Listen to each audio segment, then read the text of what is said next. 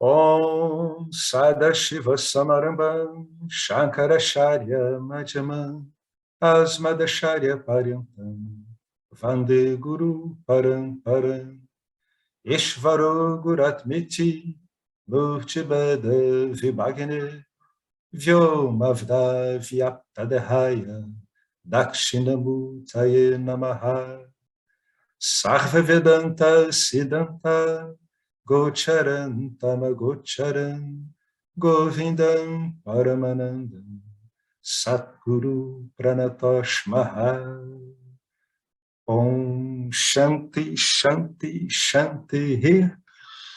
Bem-vindos a mais um encontro usando a plataforma Zoom aqui do Vedanta Brasil, o livro Experiência, Conhecimento, um discernimento básico fundamental no Vedanta.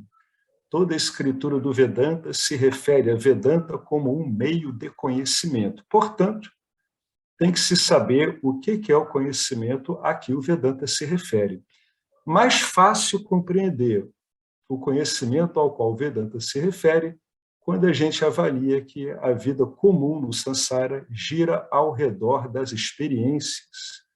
Porque o que o ser humano, via de regra, pretende é usufruir das experiências dele e escapar das experiências que não são agradáveis. Então, com base nesse entendimento do que é experiência, aí agora a gente começa a vislumbrar, né, o que seria um outro modo de compreender a experiência e, em última instância, compreender a si mesmo e a própria experiência, que é o conhecimento do ser, né, da existência onde tudo ocorre. O Vedanta, muito habilmente, ele faz a única coisa que eu vi ocorrer em qualquer filosofia ou religião. Ele equivale à existência à consciência. E ele faz essa manobra de um jeito elegantíssimo. Como o Vedanta, ele está interessado na sua experiência ordinária, porque ele afirma, né, de forma peremptória nas escrituras, que o que falta a todos nós é um estudo muito detalhado da experiência em si. Então, com base nisso, o Vedanta faz aquela pergunta clara, que depois muitas pessoas aí, né, que depois aproveitaram essa parte do Vedanta, usaram intensivamente. Você sabe que você está consciente? Em última instância, você sabe da sua existência, que você sabe da sua existência? A resposta é inegável, sim. Até para duvidar disso, você tem que estar consciente e sabendo o que você está fazendo, ou seja, duvidando da sua própria existência. Então, é esse o conhecimento ao qual o Vedanta se destina, né? Então, ele começa muito habilmente assim: eu tenho ciência de mim mesmo. É o ahankara, é o ego associado à consciência refletida, né, que dá essa impressão de que eu existo e sou consciente. Então, o Vedanta ele vai mostrar o seguinte, que essa existência ela não é relativa a cada ego e que a consciência da qual o ego fala também não é relativa a cada ego. Ela é uma única luz, né? Lembre-se de Jesus, vós sois a luz do mundo. Jesus não dizia que nós somos um monte de lamparinas no mundo, não. Vós sois a luz, a, com artigo definido a. Só tem uma luz no mundo e Jesus dizia, vós sois a luz do mundo. É exatamente por isso que o Vedanta está ocupado. Então, o James continua aqui, onde a gente parou, ele vai desenvolver de um modo muito habilidoso para ele provar que, no fundo, mesmo quando a gente acha que a gente não está usando uma abordagem baseada em conhecimento, a abordagem, na verdade, é conhecimento. Ela é usada como conhecimento. O que ele faz aqui?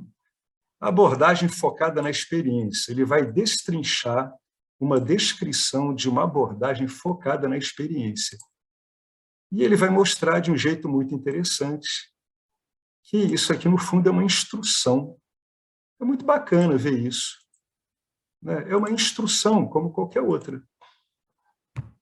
Vamos lá, o que ele está querendo dizer aqui? Ele está argumentando com uma pessoa pelo e-mail, né? Como a gente está sabendo. A abordagem focada na experiência. Ele diz, tudo bem, está trocando ideias lá com e-mail para uma pessoa, ele diz, ok, concordo. Vamos supor que você rejeite meus argumentos completamente e queira ir pelo caminho do sentimento, das sensações. Seu guru do dia, Eckhart Tolle, explica como. Ele diz: atenção, gente, prestem muita atenção no que está sendo falado aqui. Abre aspas. Foque a atenção no sentimento dentro de você. Saiba que isso é o corpo de dor. Aceite que ele está aí. Não pense sobre ele. Ele grifou pense. Não deixe que o sentimento se transforme em pensamento. Não julgue e nem analise. Não se identifique com ele. Esteja presente e continue a ser o observador do que está acontecendo dentro de você. Tome consciência não apenas da dor emocional, mas também, entre aspas, daquele que observa, o observador silencioso. Esse é o poder do agora, o poder da sua presença consciente. Então, veja o que acontece. Olha que comentário interessantíssimo, fecha aspas. A instrução do Eckhart está ok, tá? Mas olha o que ele vai falar sobre essa instrução. Mas calma aí. Saiba que o sentimento dentro de você é o corpo de dor. Logo de cara, ele está nos dizendo como pensar sobre certos sentimentos. É uma instrução de conhecimento. Ele está tentando fazer com que você conheça, com que você privilegie o conhecimento. Eles são dolorosos, ele continua. Aceite, não pense sobre isso. Não pensar sobre isso, o que ele está dizendo é pense em não pensar. Quem, se não pensador, está aí sem pensar? Durante todo esse processo, ele está lhe dizendo como pensar. Então, o que ele está fazendo? Ele está usando os recursos desse instrumento formidável chamado corpo sutil. Para quê? Para avaliar uma experiência mediada por uma função do próprio corpo sutil. Ainda bem, né? Ishvara fez isso com a gente. Ele deu um instrumento que, usado de modo desavisado, faz a gente se perder com a identificação errada. E, usado de modo apropriado, reverte essa identificação. Realmente, o corpo sutil é extraordinário. A mente não é um problema. Ela é extraordinária. É um processo bem cerebral, é uma instrução. E que tem um objetivo específico, abre aspas, tornar-se consciente do observador silencioso. Há muito o que elogiar nessa ideia, né? É uma orientação muito boa do Eckhart Tolle, ele é bom nisso, e muito o que criticar também. Né? São certas nuances aqui que o Vedanta ele vai meio que confrontar, mas isso nesse momento não é importante. Mas o ponto importante, como eu vejo nessa situação, é que ele não está lhe dizendo para esperar por aquela intuição para começar o seu sadhana. Ele está lhe dizendo que é um processo analítico. Apenas faça-o. O Vedanta não é analítico? Bastante, né? E o que o Eckhart Tolle escreveu aqui é puramente um processo analítico. Eckhart Tolle está mostrando como é que você pode, falando em termos estritamente vedânticos, né? Através da construção, né, premeditada de uma função de observador específico, você consegue trabalhar analiticamente o quê?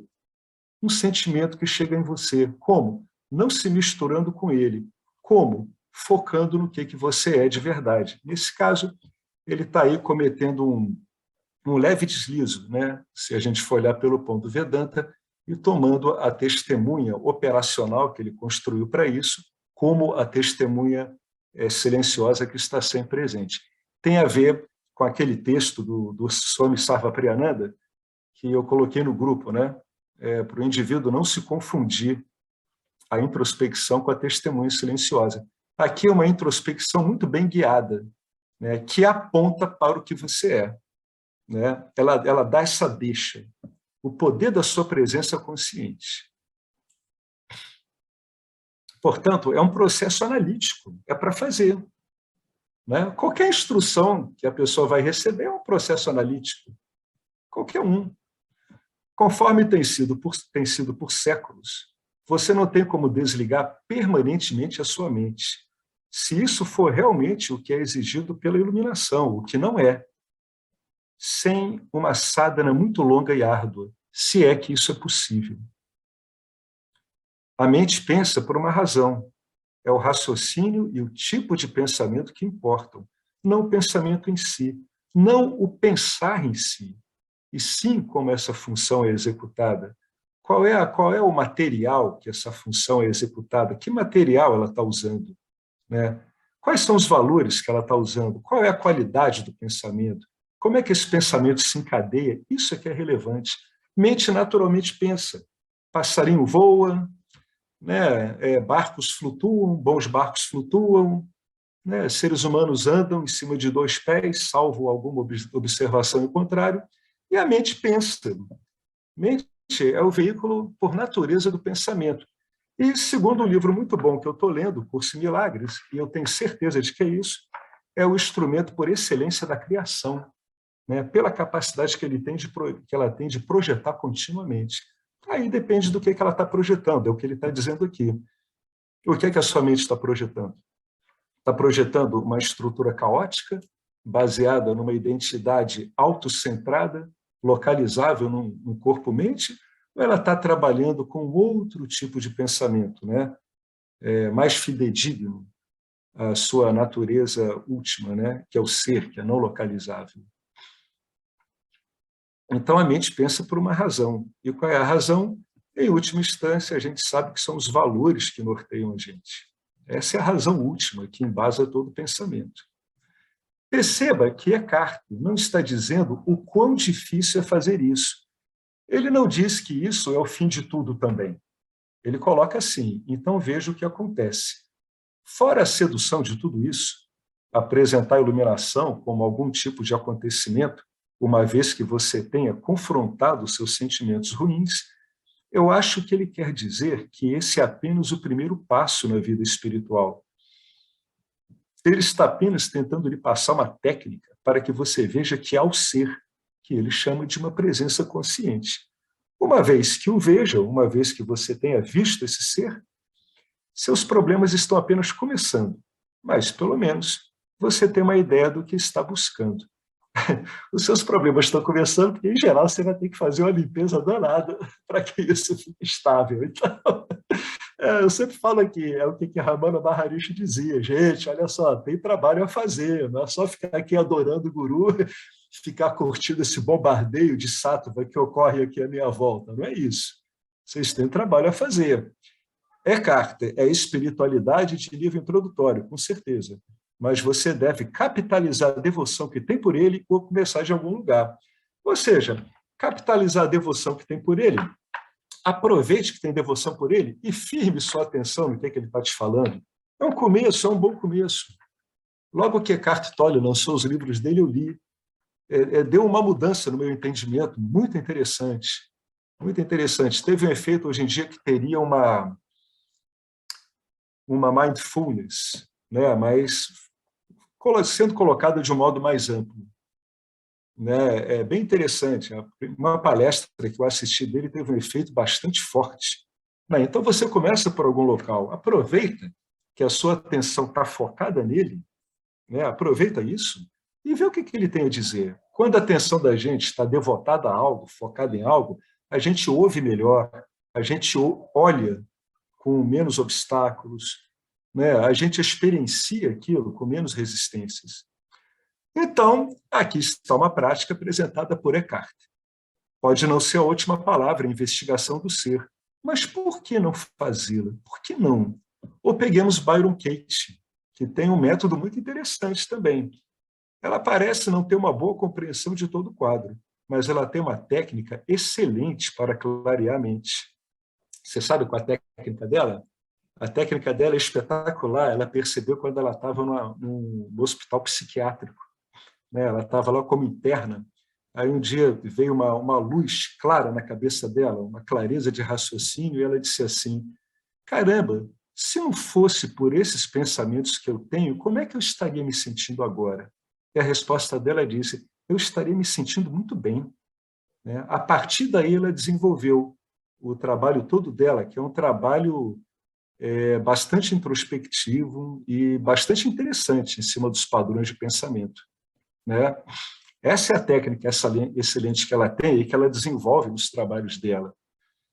Você está esperando por uma intuição para começar a trabalhar? você nem mesmo tem certeza se está interessado em fazer o que é preciso para realizar o ser. Ou seja, você nem mesmo tem certeza se está interessado em saber se tem aqueles 3Ds básicos, né? Realmente um grande desejo pelo ser, pela libertação, se você tem desapego suficiente, ou se não é suficiente, como trabalhá-lo, se você tem discernimento suficiente, se não tem suficiente, como trabalhá-lo, e, finalmente, quais são? Desapego, discernimento, desejo intenso. Quem é que chuta o quarto aí? O desapaixonamento, né?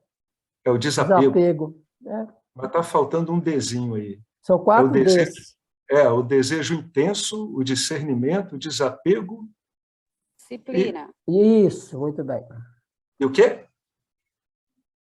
Disciplina. Disciplina. E disciplina. Também, se a disciplina ela não aparecer, você pode começar a juntar ela, a disciplina necessária. Por que isso, hein? Porque, sem dúvida alguma, essas práticas bem direcionadas não têm relação direta com o despertar. Essa que é a verdade. Mas, como dizia Nisargadatta, elas podem influenciar tremendamente os obstáculos ao despertar. Nisargadatta tinha uma frase assim que ela era lapidar. Ele dizia assim: muito embora não haja uma relação direta entre disciplina e práticas com a libertação, sem sombra de dúvida, as práticas e a disciplina afetam profundamente os obstáculos à realização.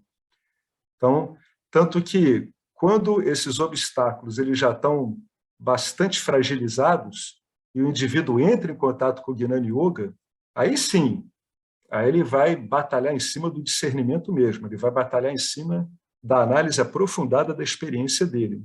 Então, quando uma pessoa ela entra no Gnana Yoga já desse jeito, ela encontra uma mente muito mais sativizada, o instrumento de trabalho dela está muito mais lapidado, muito mais nos conformes para fazer o trabalho da investigação. Mas sempre é tempo para a pessoa, e nesse movimento, que é um movimento basicamente circular, a gente não sai do lugar, a pessoa vai aprofundando vários detalhes que ela está vendo que ela precisa naquele momento. Esse entendimento do que está sendo necessário, ele vem, e os recursos para supri-lo vêm também, na forma de experiências as mais diversas. Né? Quando você sabe o que quer, e isso se aplica a qualquer área, não há dúvidas sobre o que fazer na vida. Você vai e faz. Bill Gates estava ele confuso se queria ou não ser rico? George Bush estava confuso se queria ou não ser presidente? Então, se a pessoa realmente quer a libertação, isso é 98% do que precisa estar ali nela. O resto é só adaptação a isso. É só conformação, é só adequação. Alguém quer comentar alguma coisa sobre isso? Eu achei isso aqui uma das melhores entrevistas que ele fez. Né? Porque eu tinha notado isso há muitos anos. Eu estava no Apontar Direto e eu comecei a reparar, assim, foi subitamente, como a gente usava o raciocínio para criticar o raciocínio. Então, para mim, ficou claro que estava se usando uma função mental para criticar outro tipo de função mental, que hoje em dia eu chamaria as funções mentais que estão sendo desempenhadas por motivo de vínculo com vássanas, né? Vássanas muito pesadas. Então, uma mente bem treinada ela consegue fazer isso com clareza. Ela detecta essas vássanas vinculativas e ela olha essas vássanas vinculativas, né? Pode olhá-las apenas do ponto de vista de ver que é a luz que está iluminando isso, ou então ela pode olhá-las de um modo introspectivo mesmo.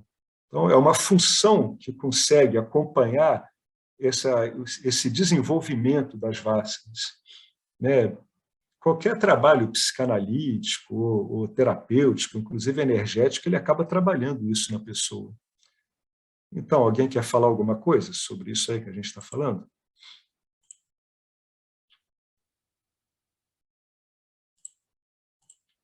Vamos seguir, então?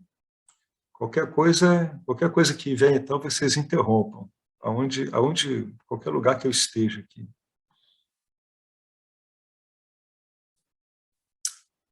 Bom, com o passar do tempo, à medida que você vai, né, lapidando isso que a gente falou, essa função mental capaz de olhar como é que a sua mente está se estruturando, uma função de discernimento, com o passar do tempo, você começa a surpreender a sua mente armando mais um bote em você. E o bote que a mente dá em você é fazer você de bobo, né? É continuar com a identificação na qual se investiu bastante tempo e, de preferência, fazer com que aquele corpo sutil ele embarque nessa onda mais uma vez, como já embarcou bilhões de vezes. Então, preste atenção a esse tal de eu quero. Veja se você já não tem tudo que poderia querer, que é você mesmo. Ele continua. Não estou dizendo que você deva ir atrás da iluminação, né? Embora não haja nenhum mal nisso. O que estou dizendo é usar a sua mente para apanhar ela mesma, a mente fazendo de bobo.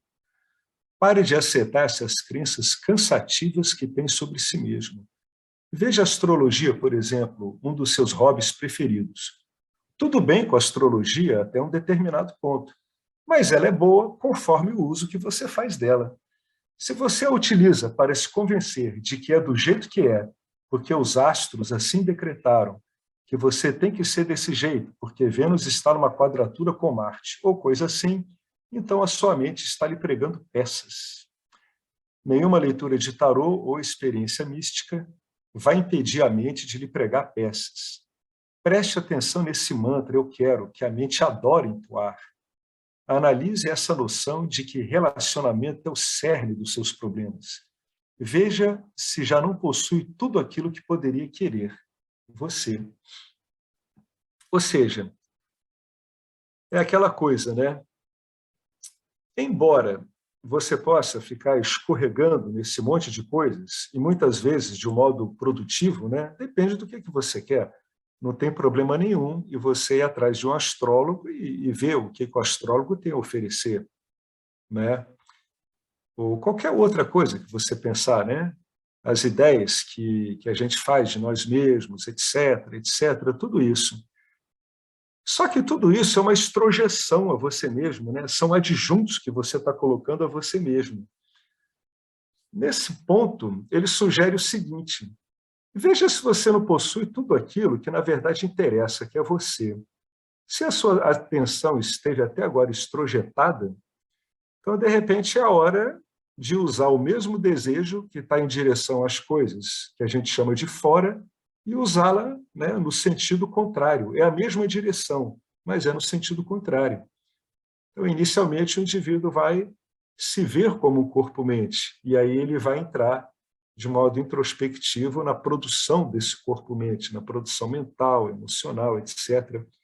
Mas se ele for atraído mesmo pelo autoconhecimento, ele vai perceber que isso também é fora.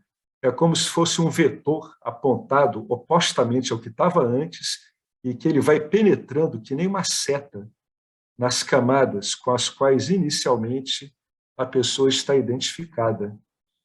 Mas o movimento é sempre o mesmo, ele está sempre apontando para dentro, para dentro, para dentro, para dentro, até ele olhar e dizer assim, caramba, tudo isso que eu estou achando que era meu interior é fora também. E tudo que eu achava que é fora compõe com isso que eu achava que é interior um quadro único, que eu chamo de mundo. Né? É o mundo como eu entendo. Isso aqui é bem interessante. Por isso que ele diz que, no fundo, você já possui tudo que poderia desejar, que é você. Ele deu uma dica aqui, né? Ele deu uma dica para o cara. Né? Você não precisa ir atrás da iluminação, não tem nenhum mal nisso. Mas, porém, depois de você olhar tudo isso que você está olhando, vê se, na verdade, o que tem mais de importante aí não é você mesmo. É uma dica. Quem sabe, né? O indivíduo ele vai assimilando essa seta que vai atravessando essas camadas até ele sentir o chamado para o autoconhecimento. Quem sabe? Quem sabe? Né? Talvez sim, talvez não. Ele soltou aqui um gancho, né, para ver se a pessoa pega. Algum comentário? Também não? Pense do ponto de vista do ser. Aí vai precisar do ensino de Satya e de Nietzsche vista sob Satya. Iluminação não é ter uma experiência de presença consciente, contrariamente ao que diz a sabedoria convencional neo-advaita. Você é a presença consciente. Você não tem uma experiência de presença consciente. Ter uma presença, ter uma experiência de presença consciente é o corpo sutil pensando sobre um estado, que em geral é um estado satívico, é um estado muito agradável, pouco impedido, em geral com pouca flutuação mental. Então a pessoa diz, pô, isso é minha presença consciente, né? Olha como é que eu estou centrado tudo. Aí, de novo, aquele texto do Sarvapriyananda. Não, você está pensando sobre isso. Você está pensando sobre essa experiência. Tá? Por quê? Porque você é a presença consciente. Você pensar sobre a presença consciente ocorre em você, presença consciente. Do mesmo jeito que pensar em Vedanta ocorre em você, presença consciente. Pensar em Ishvara ocorre em você, presença consciente. Pensar no campo dármico ocorre em você, presença consciente. Pensar em Jagata, o mundo, também. Pensar em Vasanas, também. Pensar em iluminação, também. Ocorre em você, a presença que ilumina tudo. Não há nada a ser feito quanto à presença. Você não se reconhece como presença porque pensa sobre si mesmo de outras maneiras. Aquele foi num cerne aqui. É o cerne do conhecimento. Por que eu não me reconheço como presença? Sempre consciente, sempre presente.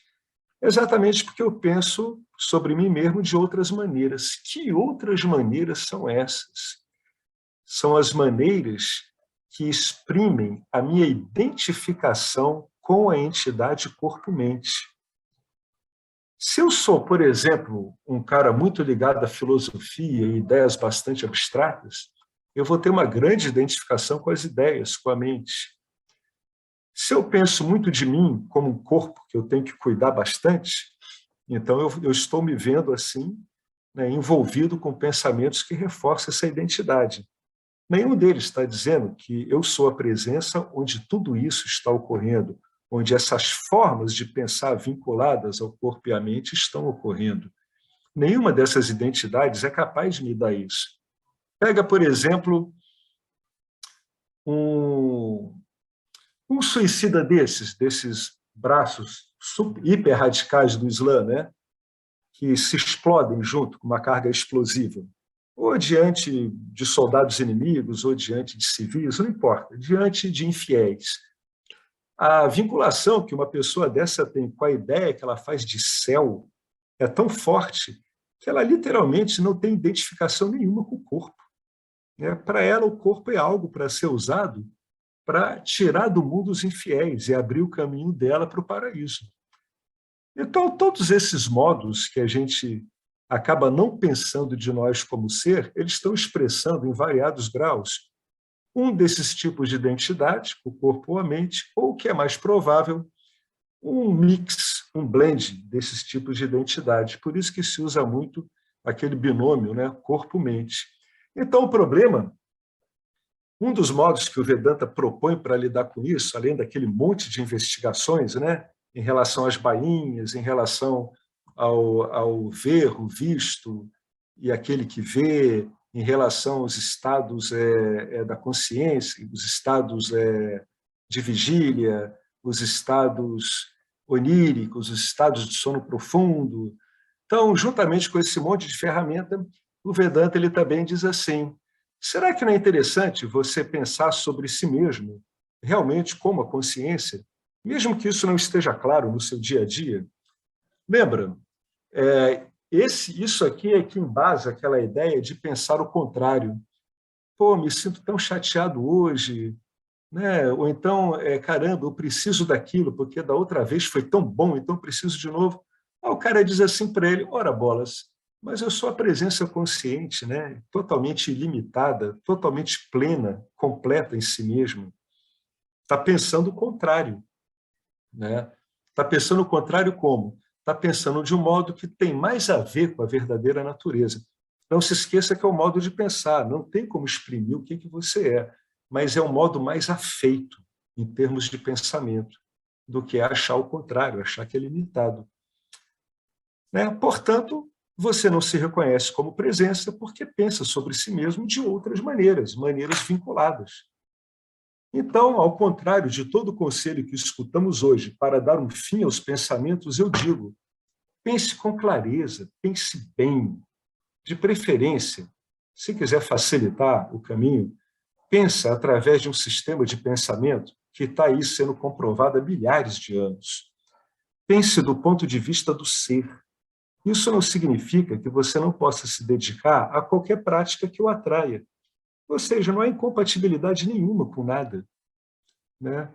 Eu me lembro que uma vez eu ouvi de uma pessoa que dava satsang, que a primeira vez que ela se reparou como essa presença consciente, né, o ser, ela fazia um trabalho de terapia, né, era terapeuta. E ela ouviu isso de um instrutor que criticou as pessoas que, uma vez tinham percebido que era o ser, continuavam a trabalhar terapeuticamente os seus pacientes. Por quê? O argumento era o seguinte, que isso não tinha como resolver o problema dos pacientes, porque estava trabalhando em cima da personalidade. Ora, bolas, o que tem uma coisa a ver com a outra? Vamos ser sinceros, o que tem uma coisa a ver com a outra? O terapeuta pode muito bem saber que ele é o ser e trabalhar os aspectos da personalidade dos seus pacientes, não tem problema nenhum. Né? Então, você pode se dedicar a qualquer prática que te atraia, contanto que você não perca o seu eixo, não perca o seu foco, né? Não perca o que lhe foi revelado, o que ficou descoberto para você. Se isso ficar assim, está ótimo, não tem problema nenhum. Então, você pode fazer qualquer coisa. Né? As pessoas criticam muito o Osho, mas ele sempre apontou isso, né? Que iluminação não se opunha a nada. Você pode saber quem você é e ser um professor universitário, pode saber quem você é e ser um pipoqueiro, pode saber quem você é e ser um salva-vidas, né? Ser um açougueiro. Não tem problema nenhum, não tem problema nenhum. Tá? Por quê? Porque quando você sabe o que você é, você não vê diferenças, você se vê em tudo. Pode ser que o seu condicionamento ainda fique desconcertado com essa conclusão, porque ela vai trazer experiências muito inusitadas. E está lá você ali, é aquela experiência, você é aquela experiência. Você não é só aquela experiência, você é o fundo onde aquela experiência ocorre. Então não tem separação entre a experiência e o fundo onde ela ocorre. É tudo você. Né? Então, não tem problema nenhum, não há incompatibilidade com nada. Você pode pensar do ponto de vista do ser e se dedicar a qualquer prática que o atraia. E se alguma prática que me atraia é uma prática dhármica? Bom, então deve ter alguma coisa que você deveria olhar com muito cuidado. Tá? Primeiro, ver se você não está no Vichecha Dharma, né? Que é aquele campo nebuloso onde a gente fica sem saber, na verdade, o que é dhármico e o que não é. A gente só vai conseguir ver pela circunstância. Agora, se for abertamente contra o Dharma, ou seja, o que é ser abertamente contra o Dharma? Abertamente contra o Dharma é quando a sua identidade com a entidade fazedora, desfrutadora é tão grande que a obtenção dos frutos das suas ações é mais importante do que a observação do Dharma. Isso são ações contrárias ao Dharma. Né? É quando o eixo das ações de uma pessoa não é mais o campo dhármico, e sim o que ela entende que é bom para ela mesma. Então, provavelmente, isso está indicando uma identidade com vásanas vinculativas. Na verdade, está indicando uma identidade com corpo e mente, né, que está sendo veiculada, né, está sendo conduzida por vásanas vinculativas. Então, a pessoa consegue saber isso. Tá? Ela sabe. Então, dá para ser um advogado pensar do ponto de vista do ser? Claro, eu conheço vários. Né? Eu trabalho com advogados, né? Eu trabalho no balcão de uma serventia trabalhista. Conheço vários, cujo trabalho é bem dármico. Conheço outros que nem tanto.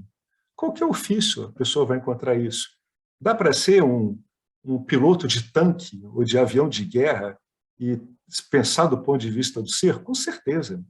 A história está cheia de exemplos disso, né? De guerreiros que se comportaram dharmicamente. E quando a situação quase levou eles para se comportar de um modo adármico, eles retrocederam. Eu tenho milhões de exemplos. Eu, desde pequeno, eu tive muita literatura de um assunto que sempre me deixou muito assombrado e fascinado, que é guerra.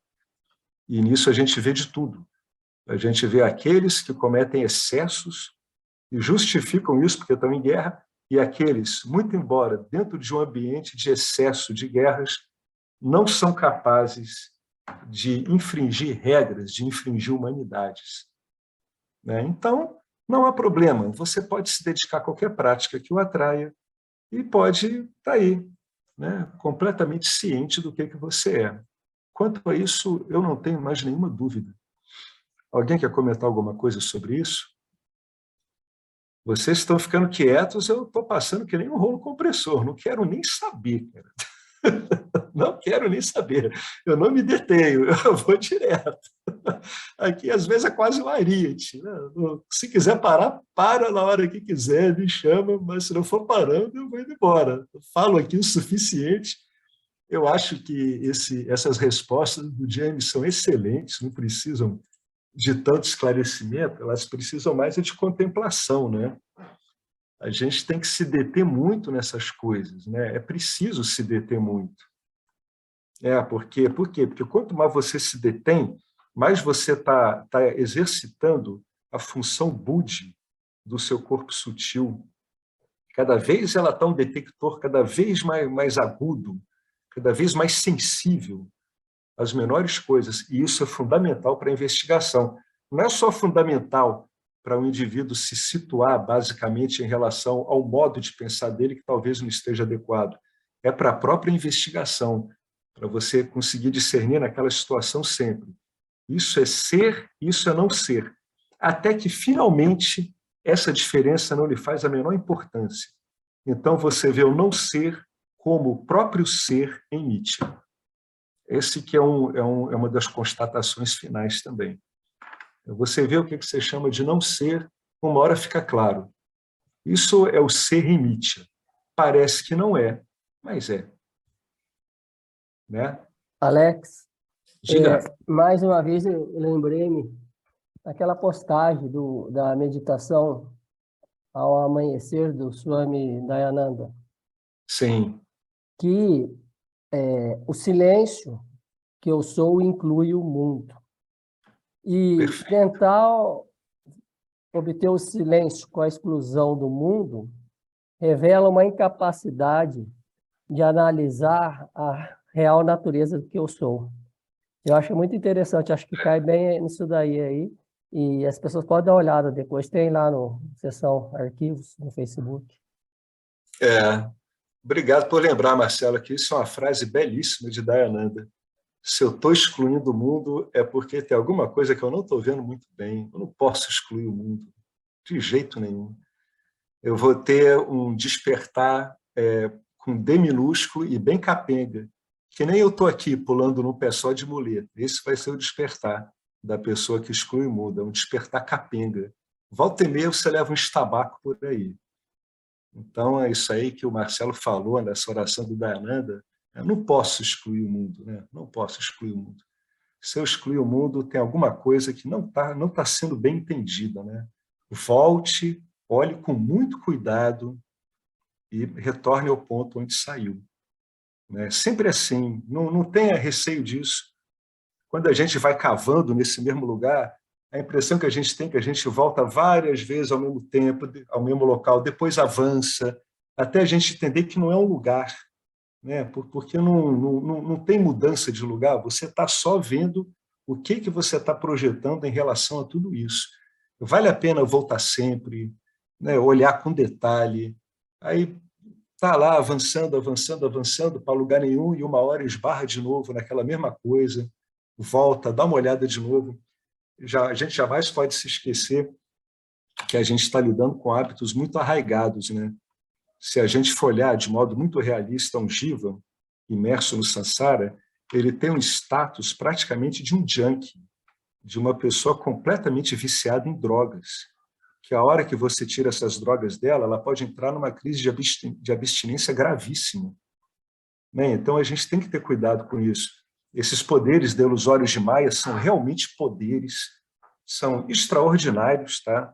Não é só isso que se resume Maia. Maia é responsável por toda essa miríade fantástica de nomes e formas, mas tem um poder delusório aí que ele é extremamente potente, extremamente conservador, ele tem que ser olhado com muito cuidado, né? Muito respeito.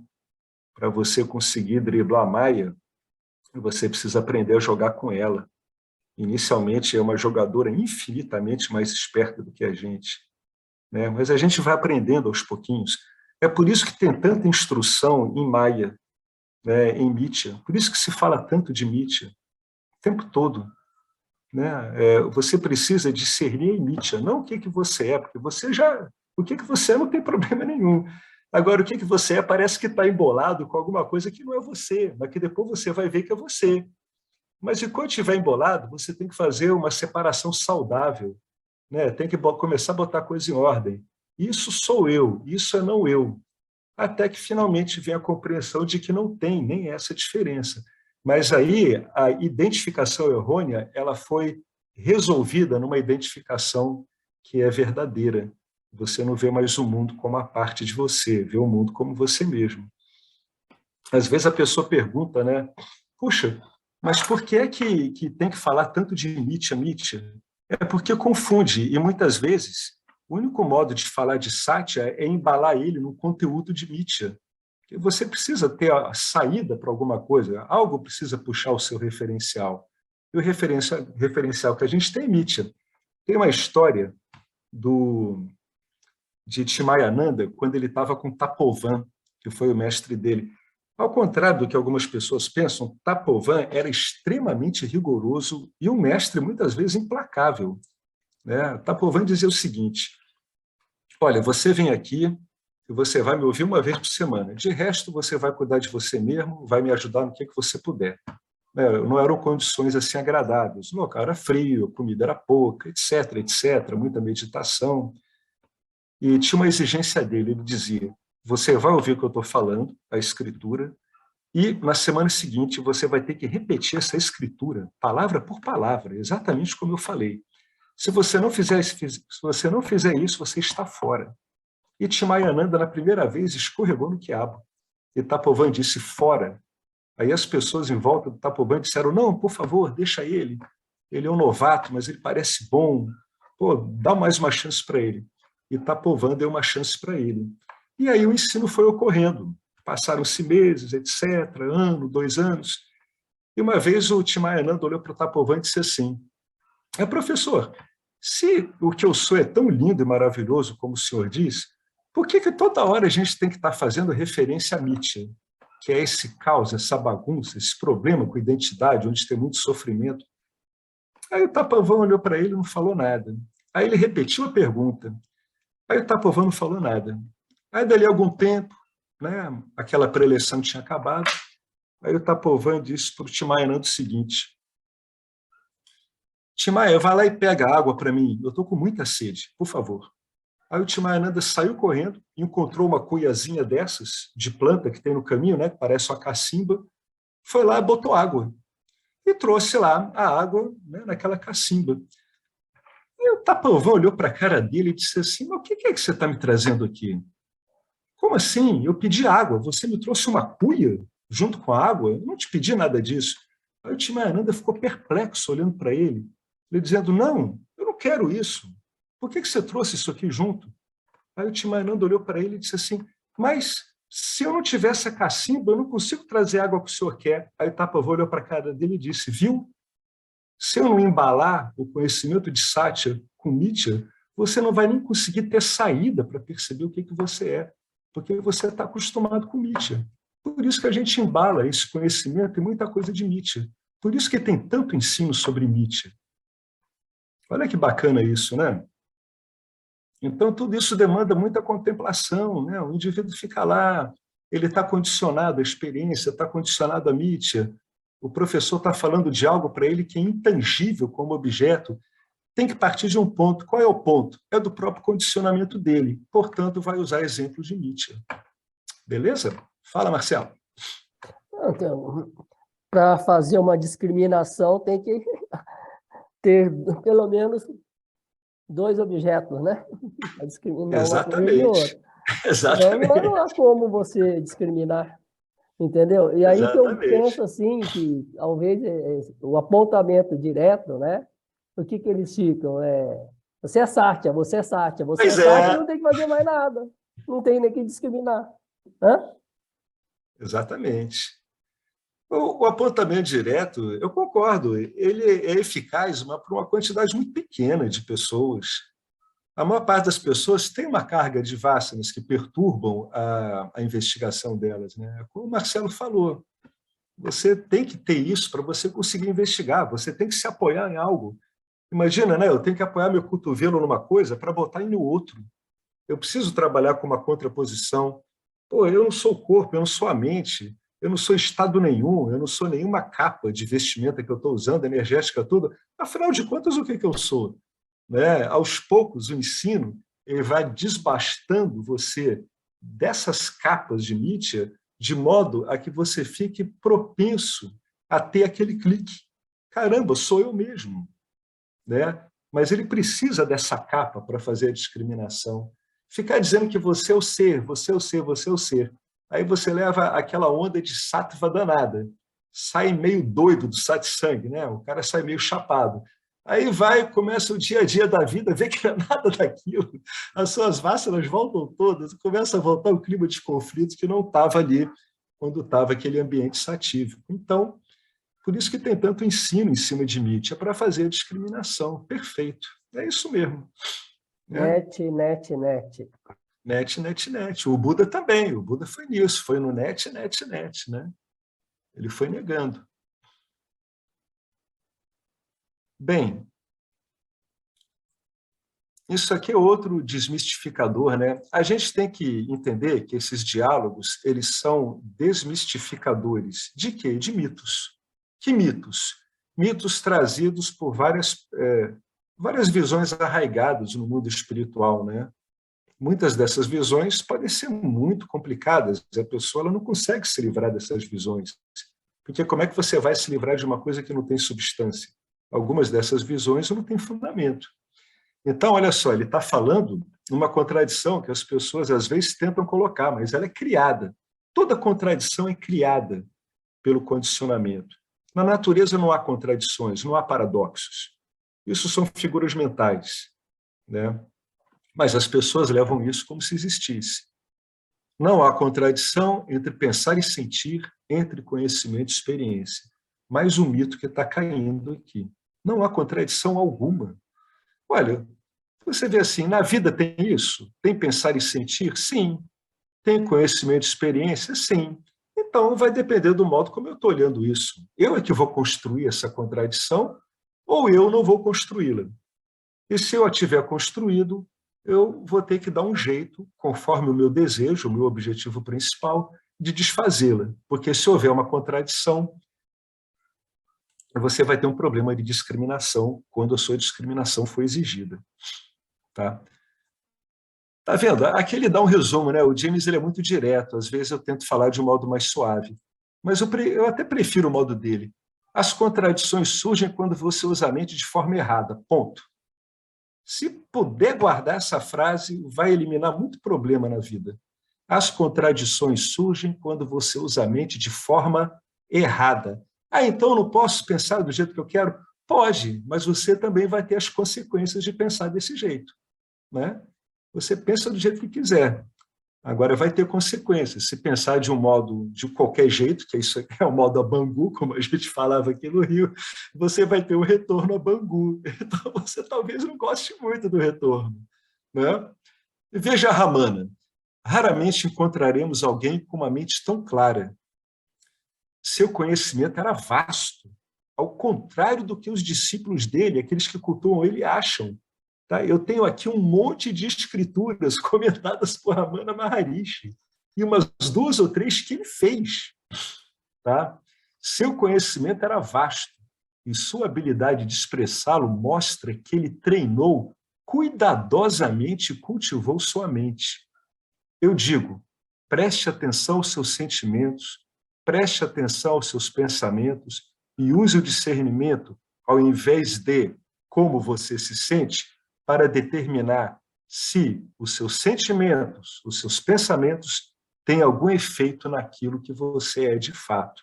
Ou seja, para discriminar, pense corretamente. Pensando corretamente, a sua discriminação vai ser bem mais fácil. Uma hora eu vou botar no grupo a bibliografia que eu tenho do Ramana. É impressionante como é que ele comentou escritura e como é que ele fez escrituras, como é que ele reescreveu escrituras. É muita coisa. Então ele estudava, ele não era aquele cara, sabe? Aquela imagem que guardaram dele, daquele garoto, né, na caverna, com os bichos comendo o joelho dele, né? Ele ficou até meio torto por causa disso. A imagem que tem de Ramana, na verdade, precisa ser completada. Era um cara que estudava a linguagem com a qual usavam para falar com ele. Usavam muito linguagem védica para falar com ele. Usavam Vedanta, usavam abordagens espirituais. Né? Ramana sabia disso, ele sabia se comunicar com essas pessoas, ele lia isso. Né? Além de ler os classificados de aluguel, que é o que ele mais gostava de ler, ele lia isso também. Né? Ele tinha esse hábito, né? Ele abriu o jornal, a primeira coisa que ele ia ver eram os classificados, o que tem para alugar, quanto é, onde é tal lugar. Era um hobby dele, ele achava ótimo. Mas ele se debruçava em escrituras, ele era um bom cozinheiro, ele cozinhava para as pessoas, ele recebia os patrocinadores do ashram, ele pedia contas para o contador dele, o Annamalai, que depois também acordou. Aliás, a Annamalai acordou só porque o Ramana botou ele para fora do ashram. Né? O Ramana disse que a devoção que ele tinha por ele, Ramana, estava prejudicando a iluminação. Disse, olha, desse jeito, me olhando desse jeito, você não vai para lugar nenhum. Você vai ficar um eterno devoto e você não está aqui para isso. E daquele jeito, muito educado, etc., mas na prática botou a Annamalai para fora. E o Annamalai realmente realizou o ser e depois foi falar com o Ramana. Foi agradecer a ele por ter botado ele para fora do ashram. Tá vendo? Isso é o professor mesmo, né? Vai lá e bota o cara para fora, vai embora, aqui não está dando certo para você. Se lembra do que eu falei, mas some. Né? Então, esse comentário é para que o indivíduo use a mente do modo mais discriminativo possível, né? Com mais discernimento possível. Né? A pessoa pode pensar do jeito que quiser, mas uma pessoa que está interessada no autoconhecimento, ela tem que desenvolver demais o juízo crítico e o discernimento. Né? Ela não deve, a princípio, acreditar em nada do que ela fala sobre ela para ela mesma. A princípio, não deve acreditar em nada disso. Esse é o ciclo do ego. Como é que o ego se alimenta? A função egóica, que a gente está aqui querendo reduzir, botar ela no patamar condizente que tem a ver com ela, como é que ela traz sempre para ela a ideia do fazedor e do usufrutador? A função egóica, ela usa a memória e ela conta histórias dela, sobre ela e para ela. Esse é o ciclo, está sempre repetindo isso. Se um investigador ele vai em cima disso, ele estuda isso com cuidado, ele vai notar que isso é uma repetição contínua. Né? Em geral, é um monte de autojustificativos. Vale a pena examinar esse diálogo interno. O diálogo interno mais potente para se examinar é esse. É o que eu falo sobre mim mesmo, para mim mesmo. Isso vale a pena a pessoa ficar muito atenta. Tá? E ela vai notar que ela está sempre tentando se validar. Né? É uma função do usufrutador e do fazedor que está sempre tentando validar a si mesmo perante o quê? Perante o mundo que ele está vendo como externo. Vale a pena ficar de olho nesse diálogo. Aí ele continua aqui. Se você for do tipo experiencial, ou seja, se você está voltado para a experiência, leia-se, se você está esperando frutos da sua experiência.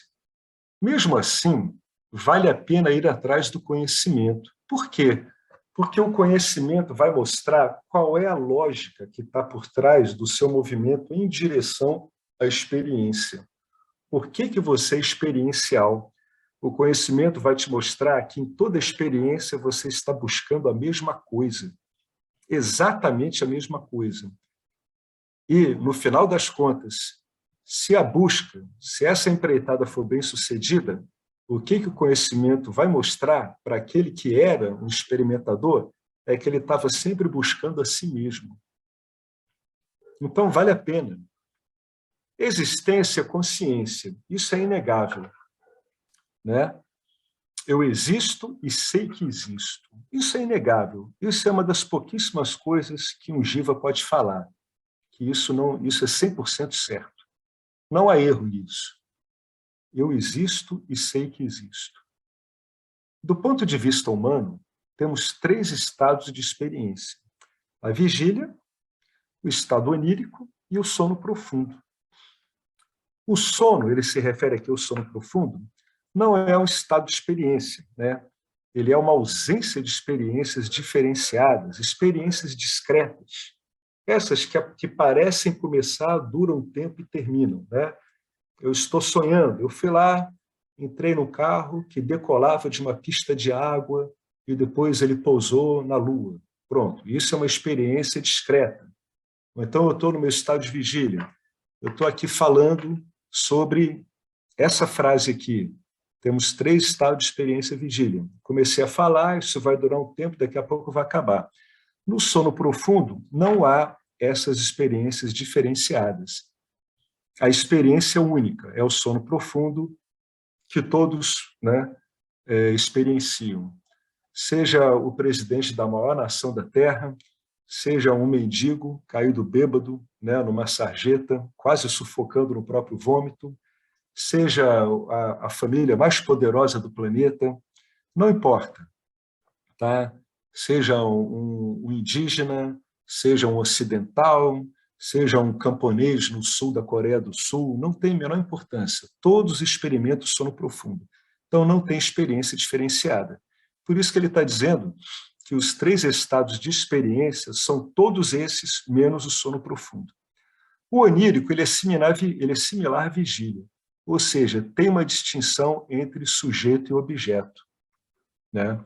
Eu estou com uma entidade sonhadora, né, que algumas correntes espirituais chamam de corpo astral, né? Ele é um veículo de experiência do sonho.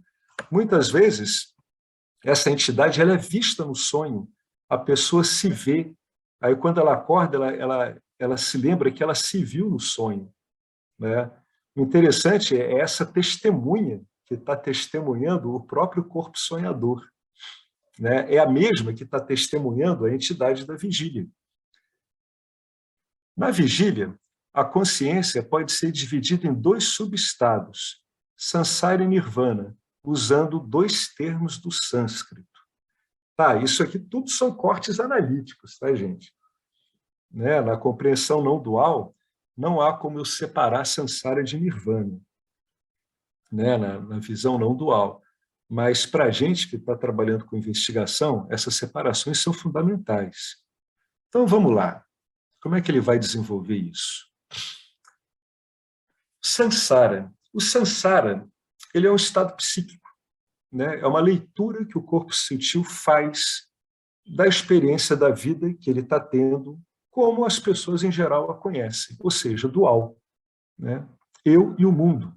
Se a pessoa for religiosa, a tríade ela acaba ocorrendo: eu, mundo e Deus.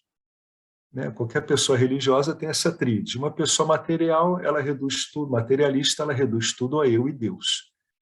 Quer dizer, a eu e o mundo. Então, Sansara retrata a experiência da vida como nós a conhecemos. Ele é concebido, né? Ele é visto pela tradição como um redemoinho ou uma roda, um estado mental que vai girando, girando, mais ou menos para sempre.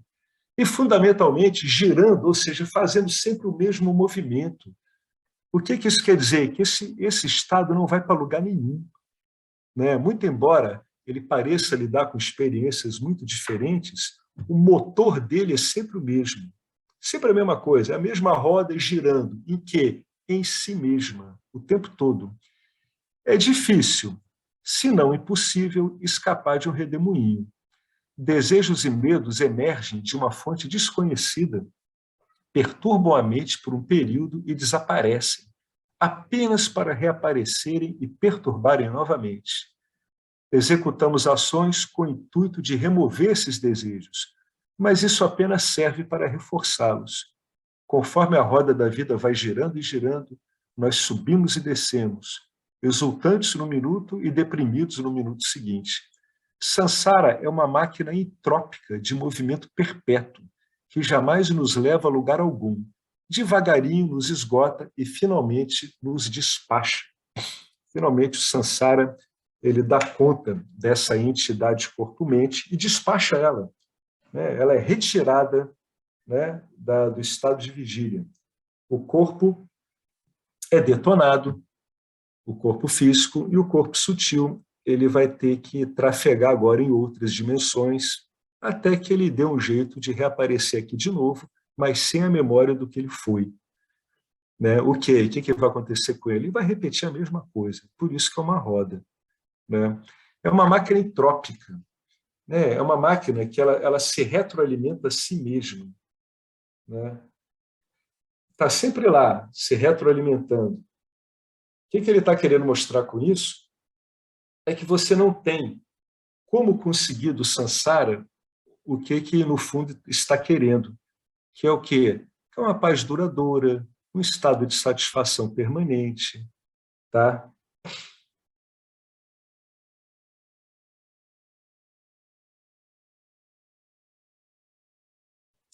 Uma máquina que não para. Então, é o que você pode esperar do Sansara, ser esgotado por ele. Nirvana. Algumas vezes, porém, somos agraciados com o alívio e retirados do estado sansárico da mente. A pessoa nunca tem certeza de como ou por que isso ocorre. Graça é a única palavra que parece servir. Graça de Deus. Durante esses episódios, nos sentimos abertos, expansivos e livres. Tipicamente, observamos nossas mentes e corpos como objetos. Pode ocorrer de nos sentirmos conectados com tudo, ou podemos nos fundir com o mundo, ou experienciar uma luz interna radiante, ou a paz que traz compreensão. Podemos ter a impressão de termos sumido, pois o ego se dissolveu temporariamente, né? A identidade egóica, naquele momento, ela não está funcionando. Medo e desejo, nossas companhias mais ou menos constantes, ficam evidentes pela sua ausência. O que ele está querendo dizer? Que é talvez aí, numa situação dessa, é que o indivíduo, ao sair dela, perceba como ele é regido pelo medo e pelo desejo. Porque a maior parte das pessoas não tem uma ciência muito clara disso, de que ela é regida por medos e desejos. Mas uma vez que ela passa por esse estado, né, nirvânico, né, o medo e o desejo marcam presença pela sua ausência. Né? Ela pode pensar, caramba, não tem aflição aqui, né? Eu estou me sentindo tão livre, tão aberto, não preciso, eu estou bem aqui, não estou querendo nada, não tem nada que possa ser melhor do que isso. E assim, esse estado transcendente de outro mundo é chamado de nirvana. Nirvana significa literalmente sem chamas, sem fogo ou extinto, e simboliza um estado mental sem desejos e medos, ou a extinção do senso de separação. A extinção do senso de ser uma entidade separada, né, uma entidade isolada. Né? Eu e o mundo, eu, Deus e o mundo.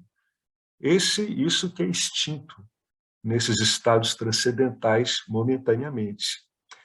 Esse estado é invariavelmente acompanhado de bem-aventurança e maravilhamento. Essas epifanias podem durar desde alguns segundos ou minutos até dias, e ocasionalmente semanas ou meses. Por fim, a experiência do samsara, do nirvana termina e a gente volta ao samsara, o estado mental de todos os dias. Eu vou continuar aqui porque ele está encadeando esses três, tá? Samsara, nirvana, e agora ele vai encadear aqui com ansiando pela epifania.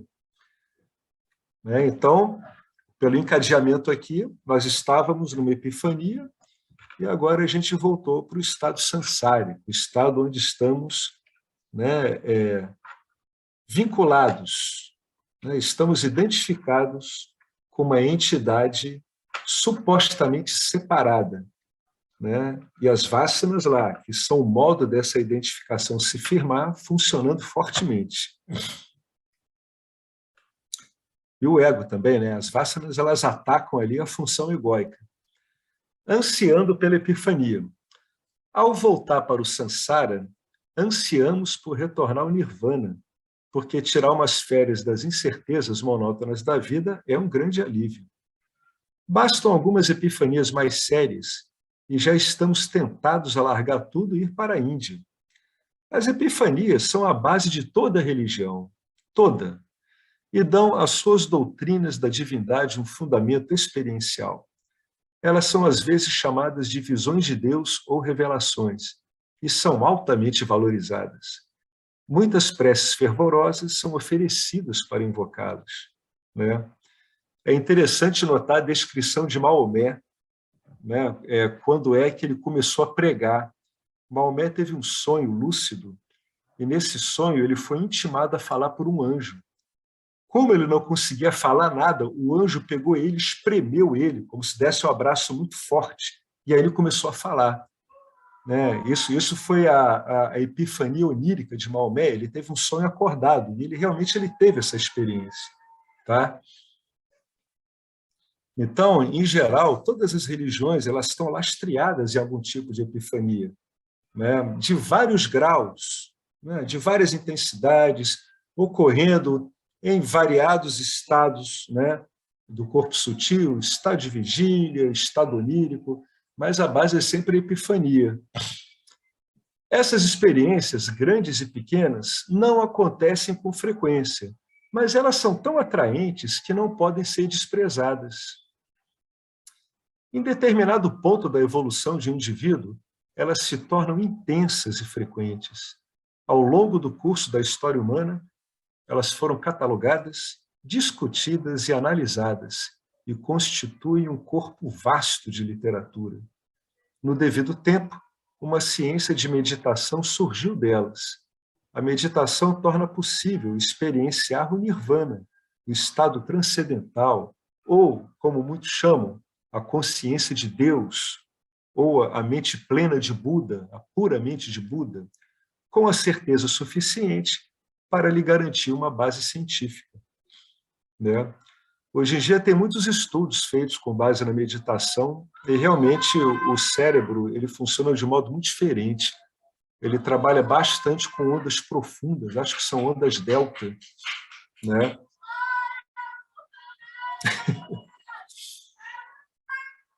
Alguém quer acrescentar alguma coisa aqui? Né? Então, como é que a gente pode olhar a epifania? Olha, é aquilo que a gente já conversou algumas vezes.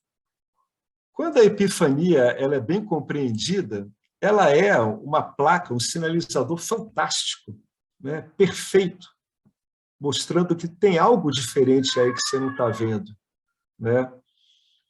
Mas, muitas vezes, as pessoas ficam condicionadas pela epifania e não têm a sorte de parar na mão de uma pessoa que possa orientá-las adequadamente.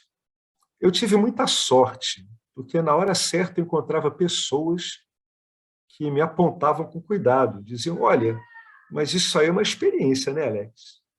Eu achei engraçado que eu recebi uma dica dessa, inclusive na meditação transcendental. Sou muito agradecido ao professor Kleber, Ele olhou uma epifania minha e disse, ele riu, disse, tudo bem, mas essa experiência não está aí, né? Eu disse, não. Então você teve uma experiência linda, né? Mas ela não está aí, não é isso. Muito bacana isso, né? Eu tive muita sorte, né? Porque às vezes a pessoa entra em alguns ciclos espirituais que realmente têm recursos para provocar essas epifanias, né? E epifania é uma coisa muito boa, né? Quem já teve epifania sabe como é maravilhoso isso. E a pessoa corre esse risco. Então, ela precisa de uma orientação mesmo, né? Ela precisa procurar. Hoje em dia, eu sugiro isso. Procure um caminho pavimentado já, né? Um caminho que já foi pavimentado, né? Testado. Não é só o Vedanta, tem outros que foram comprovados aí, né? Caminhos mais longos do budismo, budismo tibetano, etc. Uma vez eu vi uma coisa tão interessante, sabe? Eu vi um cara chamado Sam Harris, que ele foi aluno do Papaji, e ocorreu uma coisa muito interessante. Essa filmagem ela tem hoje, ainda hoje no YouTube. Diante do Papaji, uma mulher ela entra numa epifania, né? E de algum modo é dado a entender a ela que ela é aquilo, né? Então ela entra numa epifania estupenda ali. Tem esse vídeo no YouTube, tem que procurar. É uma mulher. E esse Sam Harris estava lá, né? E depois eu até li um livro dele. E ele disse assim, uma coisa interessante foi a epifania daquela moça da Suíça, né? Porque ficou muito marcante, ficou durante muito tempo daquele jeito ela. E nesse ínter, enquanto ela ainda estava assim, a gente foi ter contato com o pessoal do Dogen, né? Que é o budismo tibetano. E essa mulher ela foi falar com um daqueles sábios, né? O sábio deixou ela falar bastante, bastante. Aí ela falando, falando, aí uma hora ele disse para ela assim, disse, mas você está falando da sua experiência, né? Aí ela ficou meio encabulada, é como se ela tivesse percebido que ela estava se regozijando da experiência que ela teve, né? Então aí que ela reparou que o que ela tinha tido era uma epifania, né? Ela estava confundindo o que ela era com o que a epifania estava indicando. Aquele sábio lá, budista, tibetano, deu uma luz para ela. Disse, não, calma. Né? Esse monte de pensamentos que você está tendo, eles estão versando sobre a experiência que você teve. Pensar sobre isso te faz muito bem até hoje, mas não é isso.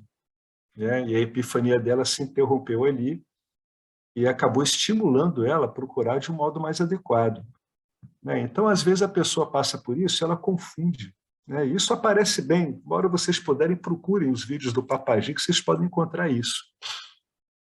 Então, a pessoa precisa de um caminho, né, mais pavimentado, mais solidificado, porque as nuances que ocorrem no corpo sutil são gigantescas e são muito delicadas.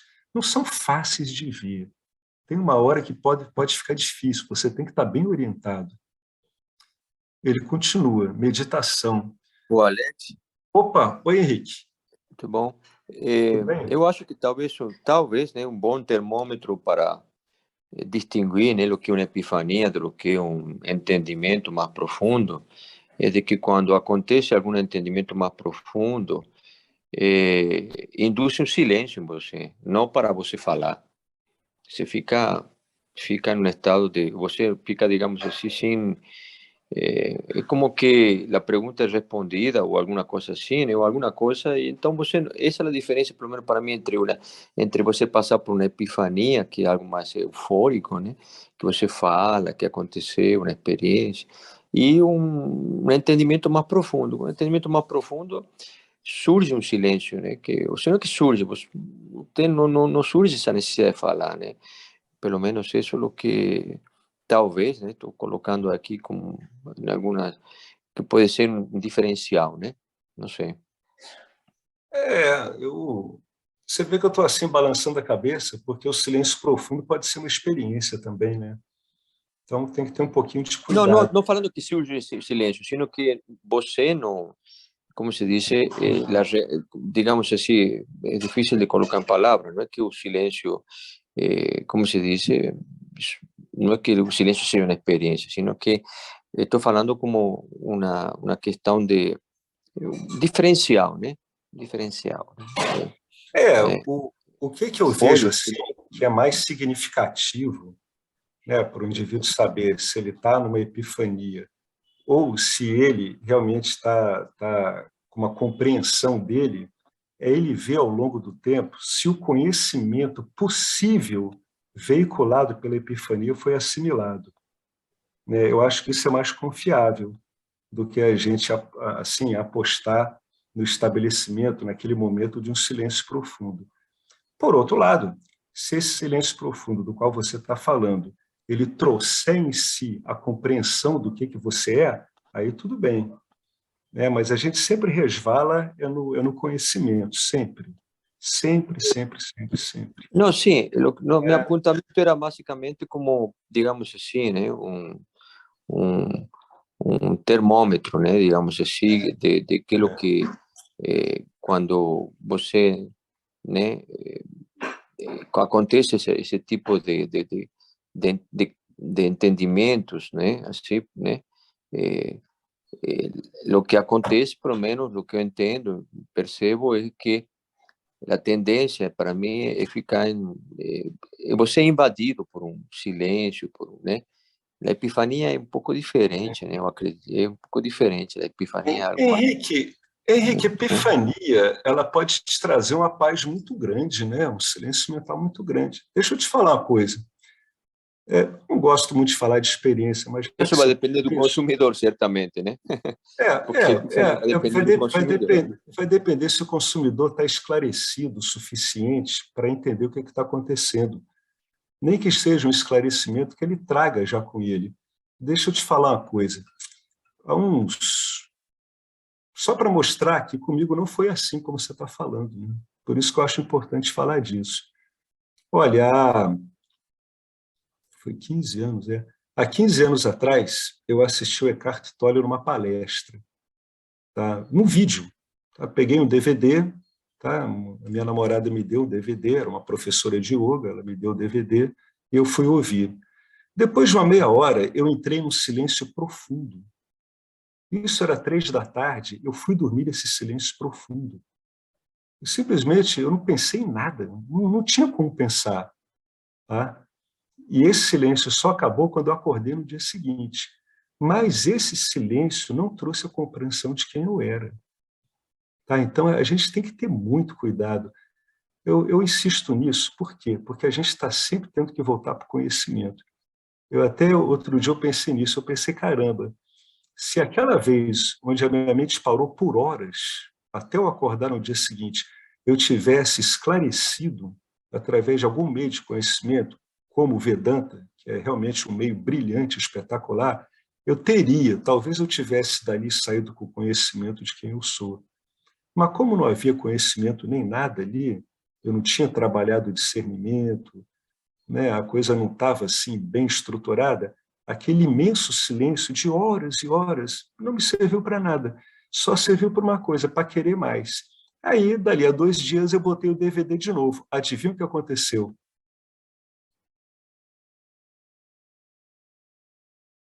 Nada, a mente ficou trabalhando o tempo todo.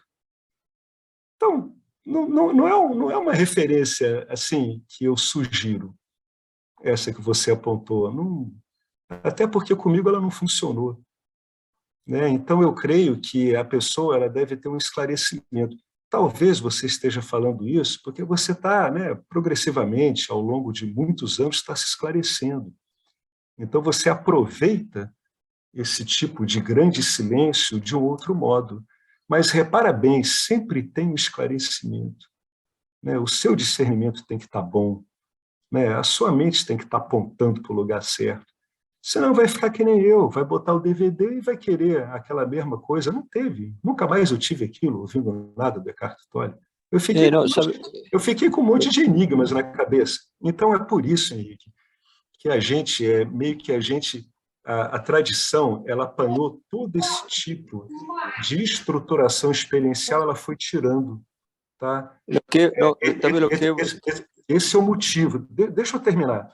esse é o motivo pelo qual a tradição foi retirando todo o sistema de referência experiencial. Por isso que ela foi retirando tudo. Porque ela foi observando isso, ela disse, poxa, aquele cara ali entrou no silêncio, ele saiu com a compreensão de quem ele é. Aquele outro ali entrou, o outro entrou por 5 minutos, saiu com a compreensão. Aquele entrou por horas, não saiu. Aquela outra entrou numa epifania, confundiu tudo. Ficou girando na própria epifania durante um mês. Aquele outro, Hafiz, aquele poeta sufi, teve uma epifania que não durou nem um segundo e resolveu para ele tudo. Né? Ele escreve, eu já falei várias vezes aqui, é impressionante, Hafiz era um gênio. Eu tive um vislumbre de Deus durante um átimo de segundo. Aquilo mudou minha vida para sempre. Isso é um gênio. Né? Então, é por isso que a tradição ela vai lapidando essas referências experienciais. Sabe por quê? Porque a tradição ela procura criar mecanismos, né, ferramentas e compreensões que possam ser utilizadas por todos. Quando a gente entra numa aferição espiritual, quer dizer, experimental, vai depender demais da composição de gunas da pessoa, do modo que ela compreende esse setup. Né? Então, eu não sou realmente um entusiasta disso, dessa parametrização através da experiência. Eu acho que ela pode ser útil, contanto que ela esteja inserida em algo que permita, né, a compreensão através dela, algo que te mostre o que está acontecendo. Agora, só pela experiência em si, sem o correto entendimento, aí eu realmente não acho um bom parâmetro, não. Não acho proveitoso. Eu acho que pode, inclusive, convencer a pessoa.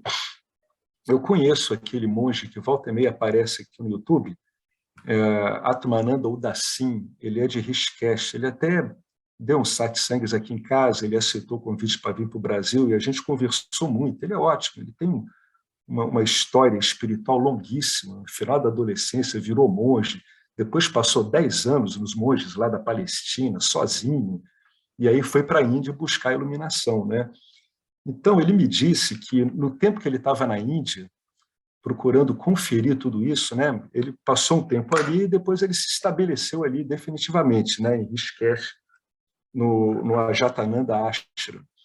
Ele disse que enquanto ele estava andando pela Índia, ele conheceu muitos daqueles, né, sadhus que estão à margem do rio, em estado meditativo. Muitos deles, cara, praticamente não tinham pensamento nenhum. E ele disse para mim, o mais interessante foi que eles não tinham pensamento nenhum, mas não sabiam quem eles eram. Eles não se entendiam como a consciência, a existência. Eles viam o mundo dual. Eu, Ishvara, tudo terminava por aí. Né? Então, eles tinham essa experiência, né, muito longa. Né? Teve um deles que disse, olha, aqui, às vezes, passa 4 pensamentos por dia, 5. Né? Tão absorto na meditação, né? Então, a mente profundamente silenciosa que não resulta em conhecimento. Então, é por isso que o conhecimento é tão importante e por isso que as escrituras de Vedanta elas começam, né? Vedanta é meio de conhecimento. Por isso Jesus dizia, conheceis a verdade. Buda dizia, né? O problema é um problema de ignorância. Nisargadatta diz, compreensão. Né? Fundamentalmente, né, nós somos conhecedores. Né? E uma experiência é o que você entende dela. Como você vê, tem vários exemplos de experiências onde se instala um silêncio profundo, que isso não resulta em compreensão alguma. E algumas outras se instala um silêncio profundo que resulta em compreensão. Então, é um parâmetro que ele é retirado da tradição. Né? Eu não acho inválido, eu só acho que, como recurso, né, em termos de método, de compreensão, tem que ter muito cuidado ao usar esse parâmetro. Né? É uma parametrização que pode funcionar com alguns e não com outros. Mas o Vedanta não funciona assim. O Vedanta ele funciona analisando metodicamente a sua experiência ordinária. Né? Por quê? Porque ela está ao alcance de todos.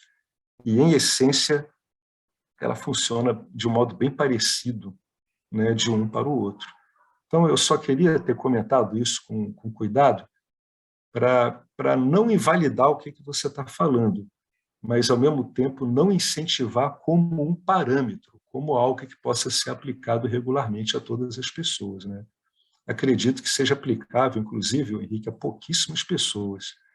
né? Pode ter um bom efeito, né? E você, como eu falei, né, um pouco antes, você está se trabalhando, etc., né? Já está tendo contato com o sistema de investigação, mas a gente não pode usar isso como parâmetro, né? Isso é importante, né? Fazer esse tipo de observação. Não estou invalidando, de novo, né? Estou dizendo, não estou invalidando. Estou dizendo que, como parâmetro, a gente tem que ter muito cuidado ao usar isso, né? Completando o que te falei, eu vou resumir aqui essa situação. Quando acontece um entendimento, você não quer repetir isso. Ou seja, não quer repetir a experiência, porque você já entendeu. Entendeu? A diferença que existe entre uma epifania que você quer repetir ou deseja repetir, né? Quando acontece um entendimento, e quando eu quis falar do silêncio, é de que esse entendimento aconteceu, você fica nesse, digamos assim, entre aspas, esse estado, e você não está querendo repetir porque já aconteceu esse entendimento, né? É isso o que eu quis falar, né? Basicamente, talvez não foi de que o silêncio, né? Eu acho que basicamente foi isso. Quando você tem um entendimento, o entendimento acontece, e aí, pronto, aconteceu, não está querendo repetir esse entendimento porque já entendeu. Isso é o que eu quis estar me dizendo. E esse entendimento vem acompanhado, pelo menos no meu caso, porque eu entendo, né? Sim, sim, Um sim. estado Aí, quando sim, acontece esse entendimento, sim. acontece um entendimento bem acompanhado, entre aspas, né? Essa palavra acompanhado, né? De um estado assim de repouso, digamos assim, né? É como que você dá uma relaxada. O É, corpo sutil talvez relaxa, né? Porque aí, até é, quando esse entendimento acontece, meio que eu acredito, talvez, né? Que existe um relaxamento e é um silêncio, um relaxamento, sei lá, né? Isso é o que eu quis Henrique, a única coisa que eu sugiro para você é não usar a palavra você, né? Porque dá a entender que isso pode ser experienciado pelas pessoas, né? Então, seria interessante dizer, né, que às vezes comigo isso ocorre assim, assim, assim, né? Porque senão dá a impressão de que isso é um É, parâmetro, e não é. é O um que eu estou falando linguajar, aqui né? é Uma muito forma de delicado. falar, né? Simplesmente isso, né? Uma forma de falar que está relacionada um pouco à cultura e etc, que eu acho que não tem nenhuma conotação pessoal, né? Então eu Então, posso, sim. basicamente isso, só isso, Então apenas eu isso, posso né? fazer um Como comentário aqui tem dizendo, algumas formas de mas, falar aqui no, por exemplo, no mas eu posso português, fazer no um Brasil tem comentário forma de assim, falar. só te cortando um Sim. pouco, que a gente está se estendendo um pouquinho, né? E a gente está aqui se estendendo numa aferição experiencial que ocorre com você, né? Vamos, tudo bem, tá ok, né? Mas isso aí tem que ficar claro, é uma aferição experiencial que ocorre com você. Muitas vezes a pessoa tem uma compreensão e ela não fica assim nesse silêncio. Eu tive grandes compreensões que eu não fiquei nesse silêncio que você está falando. Outras eu fiquei. Então, a gente tem que ter um pouquinho de cuidado, a gente tem que entender que a gente está falando da nossa experiência. Mas a gente, como a gente está lidando com o meio de conhecimento, a gente precisa, de uma certa forma, né, olhar a nossa experiência através do meio de conhecimento que a gente está olhando. Né? Porque eu acho válido o que você fala, né? Mas realmente é uma linguagem bem experiencial, né, que você está falando, porque eu mesmo não verifico isso que você está falando. Eu verifico às vezes e verifico que não é assim outras vezes. Então, eu não posso tirar um padrão como esse que você está falando, né? Eu, por vivência própria. Né? Aí eu já estou argumentando com a minha experiência. Mas no Vedanta a gente não vê nenhum comentário sobre isso, né? Sobre quando ocorre uma compreensão, ocorre um silêncio. Talvez você encontre isso no Zen budismo, né? Talvez, eles falam muito disso. Mas aqui não, aqui a gente não tem comentário sobre isso. Tá? Só para a gente... Então, é uma experiência sua, né? Então, inicialmente não era isso que a gente estava falando, né? A gente estava falando de um modo de ver a epifania ou qualquer outra experiência devidamente orientado. Quando ele não é orientado, pode dar o efeito que ocorreu com aquela moça lá no Papagi e que foi corrigido diante daquele monge, né, do budismo tibetano, do Dogen, que fez uma observação para ela muito interessante, né, que ela estava com uma certa... girando em torno daquilo ali, e não necessariamente só através de palavras, né? Ela podia estar rememorando uma sensação, alguma experiência qualquer. E o que ele quis dizer para ela, em última instância, é que ela estava usando uma experiência para reforçar uma outra experiência, né, que estava na memória. Mas a gente tem que ter muito cuidado com isso, né? A não ser que se refira claramente que seja uma experiência pessoal, né? Então, é válido, mas tem que ser olhado com muito cuidado, né? Certamente não é aplicável a todos em todas as situações. No meu caso, por exemplo, não é. Eu não vejo referência disso no Vedanta, que a compreensão segue-se no silêncio. Algumas vezes sim, outras vezes não. Depende. Realmente eu não sei o que te dizer sobre essa parametralização assim, experiencial, não sei o que te dizer. O Vedanta ele prefere trabalhar puramente com discernimento mesmo, né? Mas é válido, mas a gente tem que estar bem alerta quanto a isso, né? Para achar que pode ter algo, né, que necessariamente vai ser aplicado a uma outra pessoa. É pessoal, tem que estar claro que é pessoal. Bom, eu vou ler mais esse aqui, meditação. A meditação é comumente concebida como um voo, uma jornada para o além. É preciso considerável prática para dominá-la, considerável, ou seja, tem que ser um hábito na sua vida. Mas, finalmente, o meditador se torna capaz de transcender a mente sansárica, né? E transcender aquela mente que está sempre sequiosa por desejos e sempre escapando de medos. Mais ou menos quando ele quer, né? Mais ou menos quando quer, não é uma coisa totalmente certa. Conforme a prática vira rotina, o meditador passa períodos incrivelmente mais longos em estado nirvânico, onde não há sofrimento, e menos tempo no estado sansárico, onde há sofrimento. É aquele guru do beijo que o Arlindo comenta, que ele conheceu, que era aquele cara que ele entrava, né, nesse estado nirvânico com muita facilidade, né, e passava muito tempo nesse estado, passava horas nesse estado. Por fim, a ideia é que esse estado se torne natural, sem esforço contínuo, de forma que o indivíduo possa até seguir sua vida diária na consciência nirvânica, ou seja, pleno e feliz.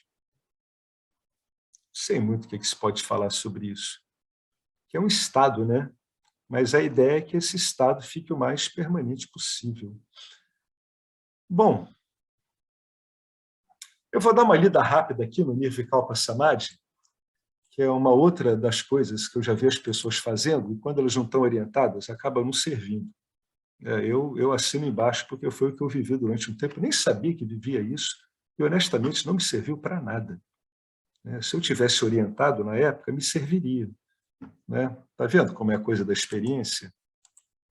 Se a experiência não tá situada no entendimento que temos dela, ela vai estar situada num outro tipo de entendimento. Espelho, você não consegue separar o entendimento da experiência. É impossível.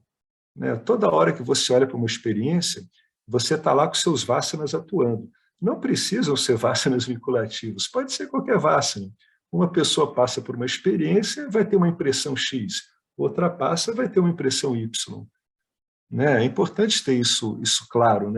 Uma pessoa passa pelo Nirvikalpa Samadhi, fica viciada em Nirvikalpa Samadhi. Um passa, não entende por nada disso, acha esquisito. E outro passa e acha ótimo. E devidamente orientado, ele entende. Ele, caramba, então não havia nada lá. Então ele vê por negação o que ele é. Ele tem uma experiência que ele pode entender como negativa. E ele vê, caramba, é só aquilo. E eu sempre soube que eu estava lá, embora não tivesse nada. Embora eu não soubesse que não tivesse nada quando está ocorrendo, o Nirvikalpa Samadhi é assim, depois eu vi que não tinha nada mesmo. Eu consigo dizer na minha mente, não havia nada lá. Aquilo era eu, mas não era o eu que conseguia discernir na hora, porque a mente está desligada, ela está shut off. Tchum. Nirvikalpa Samadhi. A última palavra em termos de libertação experiencial do samsara se chama Nirvikalpa Samadhi, que é um estado de absorção que apaga a dualidade, não tem objeto.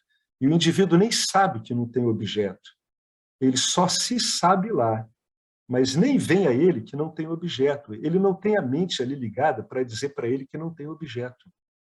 Sujeito e objeto se fundem em uma única experiência que dura algum tempo. É o oposto do sono profundo, pois a mente está desperta, mas continua sem discernimento.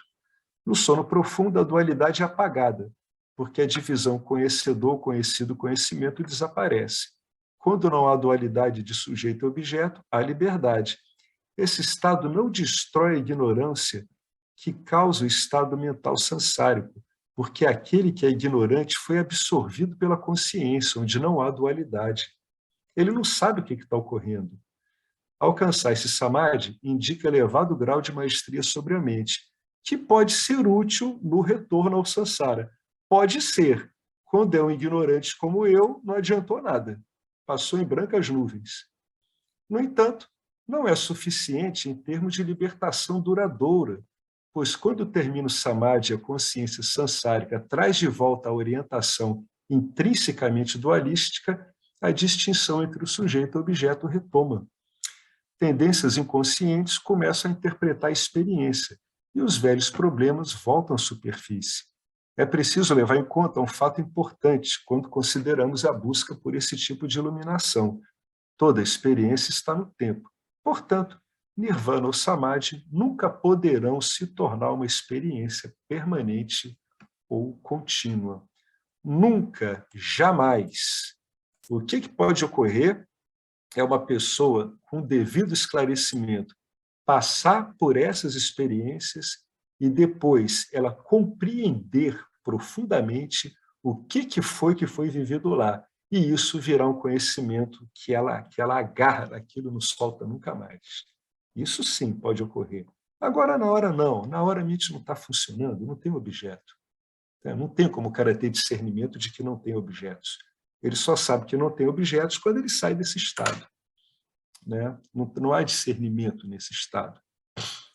Beleza, gente? Então, fica esse toque, né? A gente tem tendências a procurar aferições.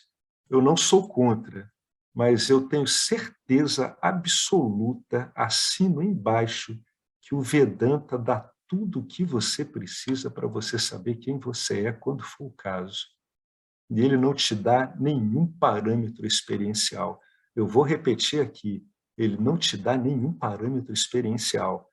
Nas qualificações por Vedanta, não tem nenhuma habilidade experiencial descrita lá em termos de estados alterados de consciência, estados mentais, vamos falar assim. Não tem nada, absolutamente nada.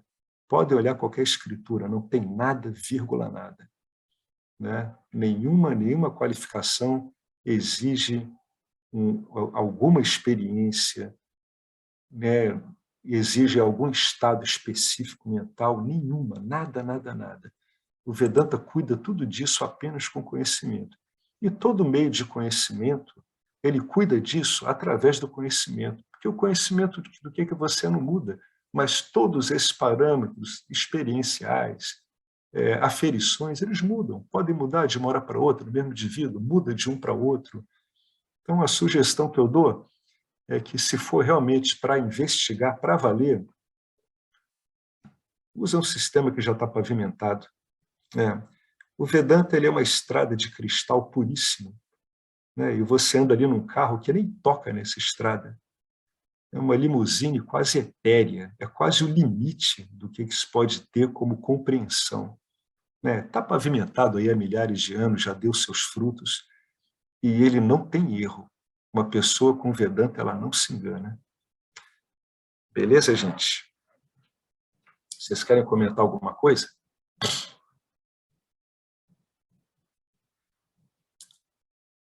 Então, beleza. Fica essa sugestão. Usem uma estrada que já está pavimentada. Ainda mais uma estrada tão linda. Então, buenas noites.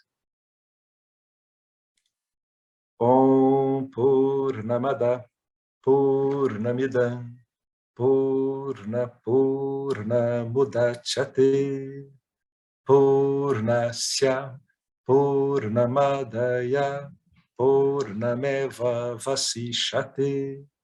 Om Shanti Shanti Shanti.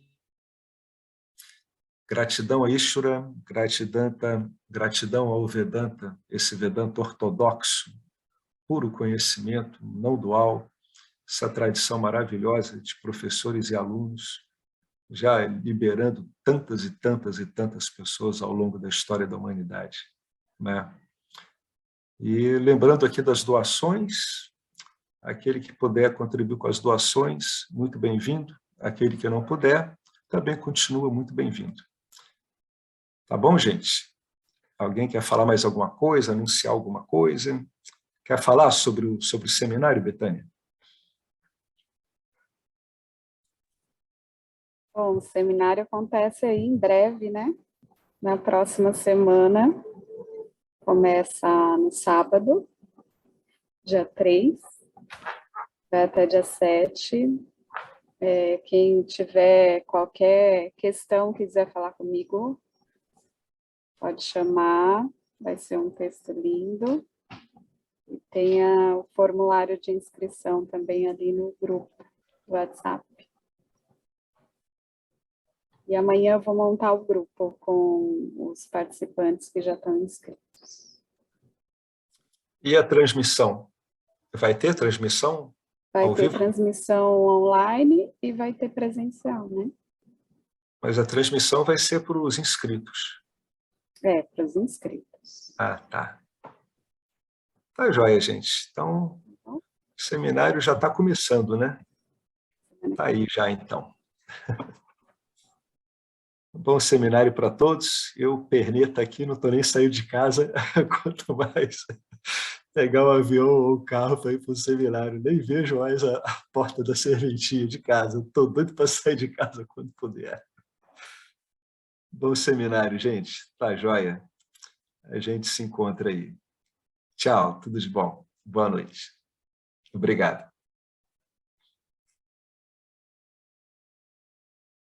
Olá, queria trazer aqui para vocês o quanto eu tenho me beneficiado dos ensinamentos do Vedanta.